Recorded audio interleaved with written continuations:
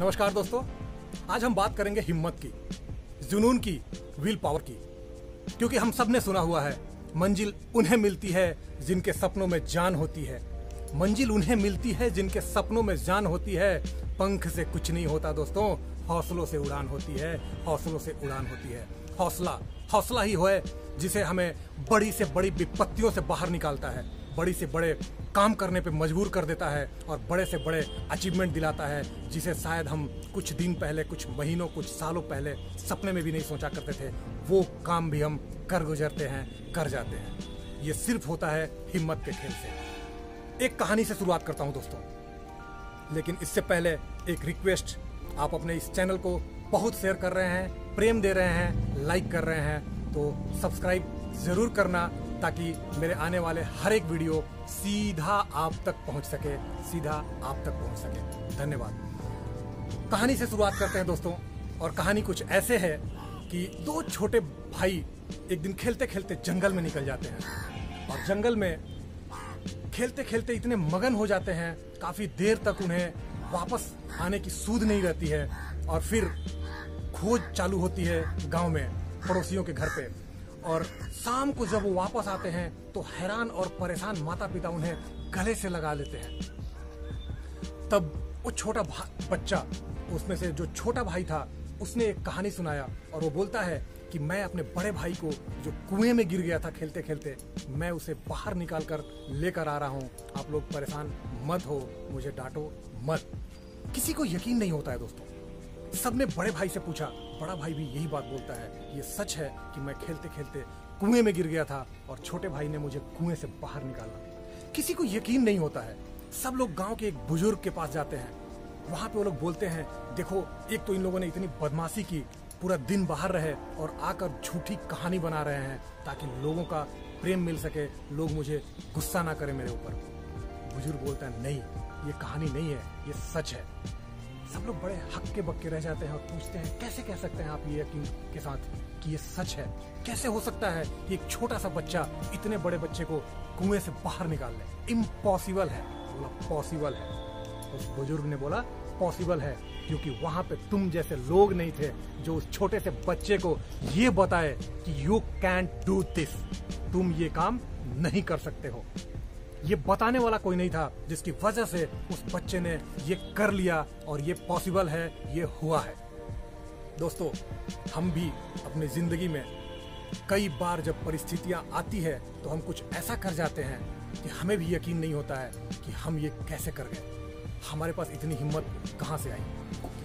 कल शाम को बालकनी में बैठे बैठे अचानक ये वीडियो बनाने का ख्याल तब आया जब मैं अपनी बेटी के साथ बालकनी में बैठे हुए, मेरे पीछे चल रहे हैं जो आप खेत देख रहे हैं, धान की रुपाई हो रही थी, और वो देख रहे थे हम लोग, बातें कर रहे थे हम लोग। और रोकने के कुछ ही दिन बाद, कुछ ही समय बाद बारिश, भयंकर बारिश आई, बड़ी बड़ी बूंदें, और धान के पौधों को सुला के चली गई। धान के पौधे बिल्कुल पानी में मिल गए। और तब मेरी बेटी ने एक प्रश्न किया मुझसे। बेटा, एक बार प्रश्न करना फिर से। वो क्या प्रश्न किया था? मैंने पूछा था कि पापा, अब तो ये बड़े बड़े धान पानी में मिल गए, तो अब तो ये बर्बाद हो गए होंगे। यस, मेरी बेटी ने ये क्वेश्चन किया कि पापा, अभी अभी इतना मेहनत करके गए लोग, और ये बारिश की बूंदें आई और पूरे धान के पौधे को पानी में गिराकर चली गई, सो गए, वो गिर गए, अब शायद कभी खड़े नहीं हो पाएंगे। मेरे मन में एक बहुत अच्छा विचार आया दोस्तों। वो धान के पौधे भी बहुत कोस रहे होंगे उस बारिश को, और यही कह रहे होंगे कि मेरा क्या कसूर था, मैं अभी खड़ा ही हुई थी कि ये बारिश की बूंद आकर मुझे बर्बाद करके चली गई। मैंने इसका क्या बिगाड़ा था? ये हर बार ऐसा ही करता है। इसे पता नहीं दूसरों की खुशी में खुशी नहीं मिलती है, दूसरों को हमेशा गिराने में तुला हुआ है। यही होती है दोस्तों हमारे साथ। हमारी भी जिंदगी में कई बार ऐसे लोग आते हैं, कई बार ऐसी परिस्थितियां आती है, और हम क्यों, क्या क्या क्या करते रह जाते हैं। क्यों हुआ, कैसे हुआ, क्यों मेरी खुशी किसी को भाई नहीं, क्यों इन्होंने मेरे साथ ऐसा किया। परंतु हम भूल जाते हैं दोस्तों कि ये जो बारिश की बूंदें जो कुछ ही देर पहले खड़े हुए उन धान के पौधों को गिरा के चली गई थी, वो उन्हें हिम्मत देने आई थी, वो उन्हें कुछ सिखाने आई थी, वो उनके अंदर कुछ जज्बा पैदा करने आई थी, और वो उनके अंदर एक शक्ति भरने आई थी। ताकि वो फिर से खड़े हो सकें, लहलहा सकें और हम सबकी भूख मिटा सकें। जी हाँ दोस्तों, यही होता है हम सबकी जिंदगी में। जब जब परिस्थितियों रूपी थपेड़े, वो बारिश की बूंदें आकर हमें गिराती है और हम भी उन्हें कोसना शुरू कर देते हैं, ऐसा क्यों हुआ, ऐसा क्यों हुआ। परंतु आप भी अपने जीवन में घटे हुए किसी दुर्घटना को याद करके देखने की कोशिश कीजिए कि उस दुर्घटना ने आपको क्या क्या दिया। कुछ नए लोगों से मिलवाया, कुछ नई शक्ति, कुछ नए टैलेंट का आभास कराया, कुछ अनुभव दिया, एक्सपीरियंस, जो बहुत बड़ी शक्ति, बहुत बड़ी ताकत का काम करती है हमारी जिंदगी में आगे बढ़ने के लिए। तो दोस्तों, हमें भी हिम्मत नहीं हारनी है, हमें भी हिम्मत से काम लेना है, जुनून से काम लेना है, एक जज्बे को जगाना है, व्हील पावर को बढ़ाना है। और इसके लिए हमें कुछ चीज़ों का ध्यान रखना होगा, कुछ चीज़ों का ध्यान रखना होगा। सबसे पहले जो कुछ हो रहा है उसे एक खेल समझकर, एक गेम समझकर खेलते चलिए। अच्छा हो रहा है वो भी गुड, और कुछ अगर परिस्थितियां आ रही है तो there is something behind that, कुछ तो है उसके पीछे जो हमें मिलने वाला है, उस चीज़ को हम देख नहीं पा रहे हैं। और जब हम उस गेम को खेलेंगे, अच्छे से महसूस करेंगे, तभी जाकर उसके पीछे खड़े, उसके पीछे पड़े उस शक्ति को, उस गुण को, उस क्वालिटी को या किसी ऐसे इंसान से हम मिल पाएंगे जो हमारे लाइफ में बहुत काम आने वाले हैं, बहुत ऊपर ले जाने वाले हैं। दोस्तों, एक और कहानी से हम इस चीज को और अच्छे से समझने की कोशिश करते हैं। कहानी ऐसे है, एक बहुत धनी आदमी, बहुत अमीर व्यापारी है, उसकी एक ही बेटी है जो बहुत ही खूबसूरत है। उसे अपनी बेटी की बहुत चिंता रहती है, इसकी शादी कैसे करूं, किससे करूं, कौन है इसके लिए योग्य वर।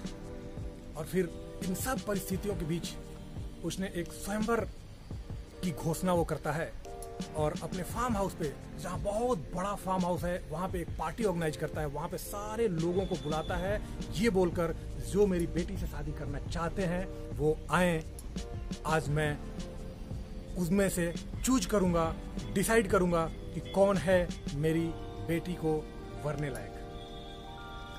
आस पड़ोस के सारे अमीर व्यक्ति, पावरफुल लोग सब वहां पे आते हैं, क्योंकि सबने उसकी खूबसूरती के चर्चे सुन रखे थे।